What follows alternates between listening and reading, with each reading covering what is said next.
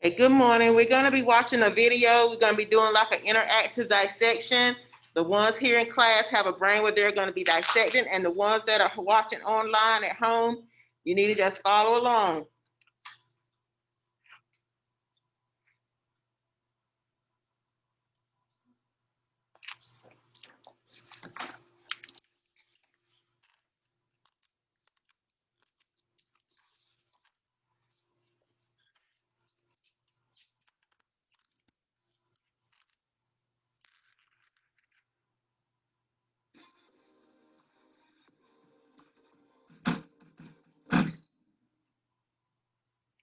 Hi everyone, welcome back to High School Science 101. Today we are doing another dissection, but this time we're dissecting a sheep's brain.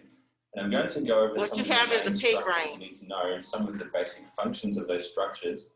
But if you're interested in any of these parts in a bit more detail, by all means I encourage you to do a bit more research because it's a really complex and very interesting organ. Before we begin though, there's some safety aspects that we need to consider, as always. And firstly, you'll notice that I've got paper towel around the brain, and this whole surface that I've got here is covered in paper towel. And that's to prevent contact between the brain and any surfaces that I might be touching with my skin, because this brain is covered in bacteria, and if any of that gets onto your skin and then you touch your food or things or any other equipment or other people, you're going to contaminate them and you can make them very, very sick or make yourself very sick. So that's why you should always wear gloves as well. And when you finish the dissection, when you take the gloves off, wash your hands as well, just in case. Of course, being a dissection, we're also using some very sharp instruments. We're using some scalpels. These are usually disposable, especially the ones that we use in schools. So listen to your teacher's instructions very carefully about what to do with these once you've finished. Don't try and remove the blade yourself because you could easily cut yourself. And also when you're using these, they do cut things very easily and they might accidentally slice your glove. And if your glove is ripped or torn, replace it immediately because, as I said, you don't want your hands coming into direct contact with this brain. Before we even think about cutting into this brain, there's a lot of features that we can already start to identify. Firstly, you'll notice that we've got all these bumpy bits and wrinkly bits on the brain. The raised bits are called gyri, and the sunken bits, the gaps, are called sulci. And we can use some of these to try and identify different regions of the brain. So the two main ones are this one that goes all the way across lengthways, and this is called the longitudinal fissure, and this one across here is called the central sulcus. And so we can use these two to try and navigate and find different parts of the brain. This longitudinal fissure divides the brain into our left half and right half. We call them our left hemisphere and right hemisphere. And people, you can do online quizzes and see whether you're left hemisphere dominant or right hemisphere dominant. And the thinking there is that if you're more into logic and reasoning and maths and language skills, you're left hemisphere dominant. So you mainly use your left side of the brain. But if you're more creative and artistic and into music and poetry, then you're more right hemisphere dominant. So you use your right side more. The truth is that both hemispheres talk to each other all the time. And sure, maybe you might favour one side more than the other, but ultimately you don't just use one half or the other half. You use both all the time. This central sulcus allows us to identify this region in front of it as the frontal lobe. And you can also remember it as the frontal lobe because it is the front part of the brain, but it reaches this central sulcus. And this frontal lobe is responsible for decision making, for planning, for judgment, for learning from consequences, personality, and sometimes people with damage to this part of the brain, if you get them to trace through a maze with their finger, they'll reach a dead end, go back to the start, and make the exact same mistake again over and over because they can't learn from their mistakes. So this is a really crucial part of the brain responsible for thinking and learning as well. This part here, just behind the central sulcus, this region here, is called the parietal lobe. And you can remember that because parietal starts with P, and so does perception. And this area is responsible for perceiving our environment, making sense of the world around us. So it receives all of our sensory information and tries to put it all together and make sense of what's around us. It's also responsible for proprioception, which is sometimes called our sixth sense. And that's basically the map inside your brain of where your body is at all times, where your hands are, where your legs are, what your body is doing. Even when your eyes are closed, you still have some idea of where all of your limbs are and what you're doing. At the back of our brain here, we've got our occipital lobes, and they're responsible for vision. So usually in biology, anything to do with vision starts with O. So we've got ocular, ophthalmology, optometry, and it's the same here. We've got our occipital lobes. And you can also remember it because our eyes would be at the front of our head here, but our vision is at the back. So it's kind of the opposite of what you would expect. At the back here, you'll notice this structure, and this is called the hindbrain sometimes because it looks like a little mini brain behind our cerebrum. This main structure is called our cerebrum with our 4 lobes. And this is actually called our cerebellum. And this fine-tunes our motor commands. Your motor commands that tell you to move your arms, for example, or to pick up these scissors, are generated in our motor cortex, which is sort of around this area here, just in front of our central sulcus. But those commands, those motor commands, are really, really basic. And if we were relying on just those motor commands without the cerebellum, and I wanted to pick up these scissors, it would just be a really basic instruction, a really basic command, and I wouldn't actually be able to pick them up. I wouldn't have the fine motor movement in my fingers to pick them up. This cerebellum fine-tunes that. It's like a filter. And it fine-tunes that motor command and gives me a lot more precision and fine motor control to be able to actually use my fingers, the very delicate muscles in my fingers, to pick that up very carefully. So it's kind of like our filter. It gives us a greater sense of coordination. Let's flip it over now, and underneath, you'll see kind of like where the spinal cord connects to the brain. This is called the brainstem, and this whole region underneath the brain is very, very important for all of the involuntary things that keep us alive. Breathing, body temperature, alertness, swallowing and digestion, all of the things that we don't think about, the things that keep us on autopilot, basically, that keep us alive. And when you're sleeping, this takes over and makes sure that you're still breathing and you're still pumping blood around your body, even though you're unconscious. So without this brainstem, or if you get damage to this brainstem, you're in a fair bit of trouble. We're ready to cut it open now, and we're going to cut along our longitudinal fissure so that we can see the inside. And in particular, we're looking for a region called the limbic system, and that's responsible for a lot of things, including our emotions. So let's start. We're going to be cutting away from ourselves, as always. It's very, very sharp.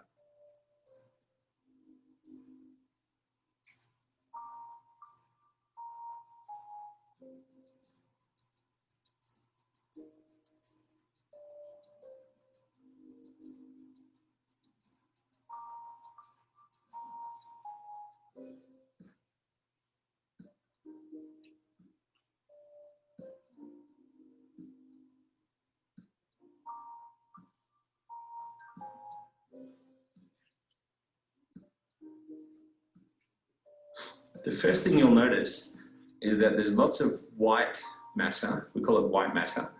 And this area is called grey matter. Even though it's pink, we call it grey matter. The white matter is white because those neurons, because the brain is essentially made of trillions of neurons, these neurons have a coating called myelin.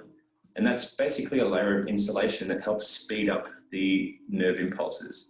So that this area here can communicate to this area really quickly through these myelinated neurons. It's not as important that this outside of the brain isn't myelinated because the transport system that allows this part of the brain, for example, to talk to this part is really through the inside of the brain. And so as long as this highway is myelinated and the signal can travel pretty much instantly from here to here, that's fine. But it's not so much important for this part to talk to this part through this grey matter. That doesn't really happen as much. Of course, you'll also notice that this spinal cord is mainly made up of white matter. And that's really crucial because if you generate a motor command here, it needs to get to where it needs to get to, the hand or leg that you're trying to move, almost instantly. So it needs to go through this white matter here into our spinal cord and transmit almost instantly to the muscle that we're trying to target. As you were cutting through this longitudinal fissure, you would have cut through a more solid white part, and this is called the corpus callosum. And this essentially connects the left and right hemispheres together so that they can communicate to each other. As I said earlier, your brain doesn't function with the left hemisphere and the right hemisphere doing separate tasks. They're always speaking to each other, and they do so through this corpus callosum. There are lots of structures inside here that are a bit hard to see not only because this brain isn't really the best one to demonstrate with, but also because it's not as developed in sheep. And this is actually a lambed brain. So this whole area isn't as developed as the human's one. Human ones are much easier to identify structures with. But in here, you've got areas responsible for anger, like the amygdala. The whole limbic system itself is made up of different parts responsible for things to do with emotions and other involuntary things that you don't necessarily think about. Inside, you've also got an area called the midbrain, which assists with motor movement of the eyes in particular, and also helps focus attention on things. Your attention is basically like a spotlight that you can focus on only one thing at a time generally. And that's why when you're driving a car, you shouldn't use your phone, because your spotlight goes from being attentive to what's in front of you on the road to your phone. And you can generally only focus on one thing effectively at a time. So that's in your thalamus, in your midbrain. So those are basically the main things that I can show you today with this particular brain. I've only touched the tip of the iceberg with some of the aspects of the brain and what they do. If you're interested in any more of these things in more detail, by all means do some more research, start getting interested in psychology, because it's a really interesting subject. It's my background. So I find all of this stuff so fascinating, because this is really what is responsible for you being you, your personality, your thinking, your memory, everything about you is due to your brain. So it's a really fascinating organ, and I hope that gives you a really brief overview about some major things to look for if you're dissecting a sheep's brain. Thanks for watching. Okay.